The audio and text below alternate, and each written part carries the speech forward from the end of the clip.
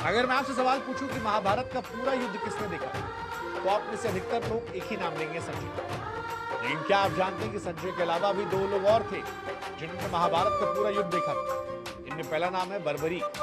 बर्बरीक ऐसे महान योद्धा थे जिनके पास 3 बाण थे, लेकिन 3 बाण में इतनी शक्ति थी कि अकेले ही पूरे महाभारत को समाप्त कर सकते। बर्बरीक की मां ने उन्हें युद्ध में भेजने के समय एक ही बात कही थी कि तुम सदैव हारे का सहारा बनो। जब बर्बरीक युद्ध भूमि में जा रहे थे, तभी रास्ते में श्री कृष्ण महात्मा के वेश में आए।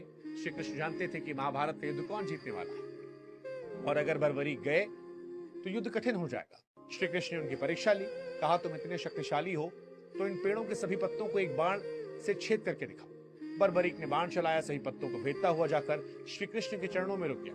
क्योंकि श्री कृष्ण ने एक पत्ता पैर के नीचे दबा रखा था, बर्बरीक समझ गए कि उनके सामने कोई साधारण व्यक्ति नहीं। उन्होंने पूछा आप कौन है? भगवान श्री कृष्ण ने अपना रूप दिखाया। बर्बरीक चौंक गए, कहा आप तो मेरे गुरु हैं। श्री कृष्ण ने कहा मैं तुम्हारा गुरु हूं तो गुरु दक्षिणा क्या दोगे? बर्बरीक ने कहा भगवान आप जो चाहे। श्री कृष्ण ने कहा तुम मुझे अपना सिर दक्षिणा में दे दो। बर्बरीक ने बिना हिचकिचाहट के अपना सिर भगवान को समर्पित कर दिया। बर्बरीक का प्रेम देखकर भगवान प्रसन्न हुए और कहा वर मांगो।